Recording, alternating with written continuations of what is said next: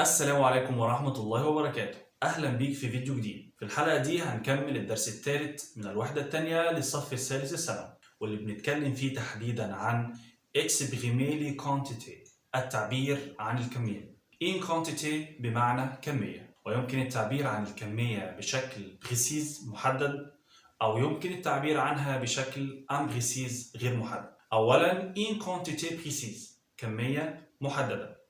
يمكن التعبير عن الكمية المحددة باستخدام واحد العبوات، والعبوات هي عبارة عن مجموعة من الكلمات توضع أمام الكمية للتعبير عنها بشكل précis محدد.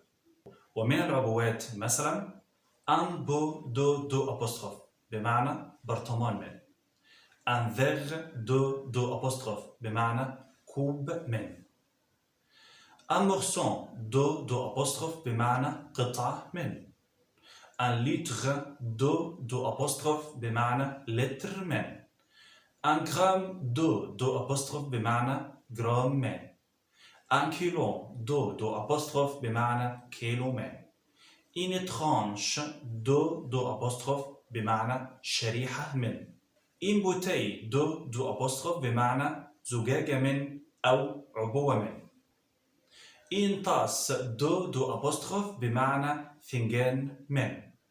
وخد بالك كويس جدا ان دو apostrophe بعد هذه العبوات لا تدغم ابدا، يعني لا تاخذ شكل ادغام الدو المعروفه اللي هي دي دولا دو الابوستروف دي.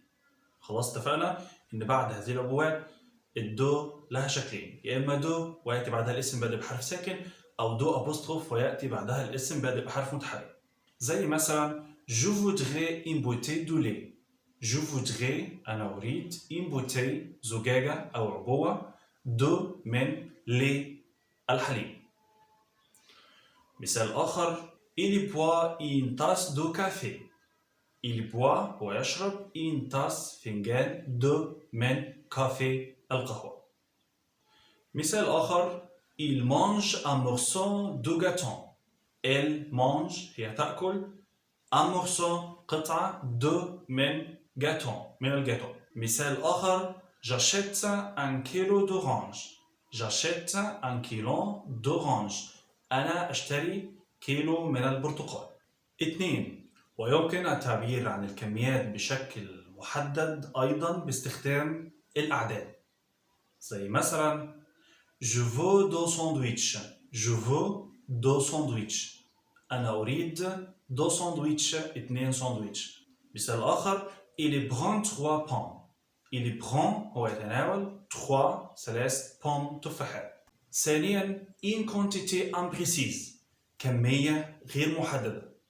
يمكن التعبير عن الكمية بشكل غير محدد باستخدام أحد ظروف الكمية التالية، زي مثلا un peu d'eau apostrophe بمعنى قليل من، assez d'eau apostrophe بمعنى قدر كافي من، trop d'eau apostrophe بمعنى كثير جدا من، كثير للغاية من، beaucoup d'eau apostrophe بمعنى كثير من. زي مثلا il y a beaucoup d'élèves dans le lycée.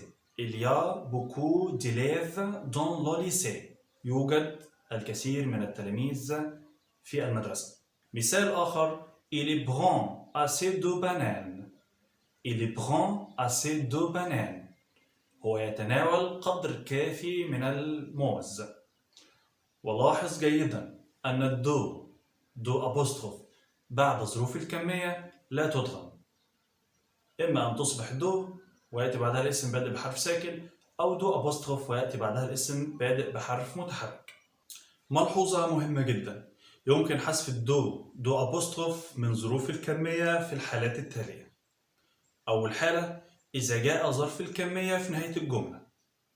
عندما يأتي ظرف الكمية في نهاية الجملة يفقد دو apostrophe لعدم احتياج المعنى إلى حرف الجر من، زي مثلا il mange beaucoup. هو يأكل كثيرا. هو يأكل كثيرا وليس كثيرا من، إذن يتم حذف دو apostrophe من beaucoup. مثال آخر il parle peu. il parle peu. هو يتحدث قليلا. وليس قليلا من. الحالة رقم 2 من حالات حذف دو أبوستروف من ظروف الكمية، إذا جاء ظرف الكمية في وسط الجملة وجاء بعده حرف جر، زي مثلا توماس travaille beaucoup au bureau. توماس travaille يعمل beaucoup كثيرا أو في بيرو المكتب.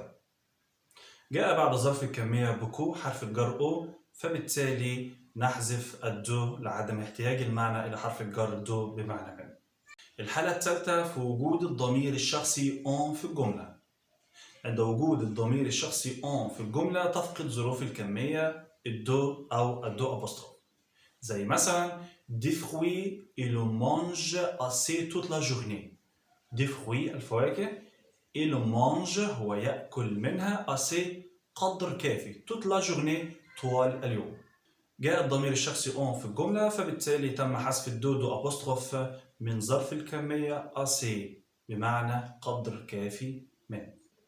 رقم 4 إذا كان فعل الجملة أحد أفعال الشعور، زي مثلا aimer بمعنى يحب، adorer بمعنى يعشق، détester بمعنى يكره، préférer بمعنى يفضل. إذا كان فعل الجملة أحد هذه الأفعال فإن ظروف الكمية تفقد الدو أو الدو أبوستروف، زي مثلا il aime beaucoup les boissons chaudes. il aime هو يحب beaucoup كثيرا les boissons المشروبات chaudes الساخنة. فعل الجملة فعل aimer، فبالتالي تم حذف حرف الجر دو أبوستروف من الظرف beaucoup. وبكده نكون خلصنا حلقة النهاردة، على لقاء في فيديو جديد، والسلام عليكم ورحمة الله وبركاته.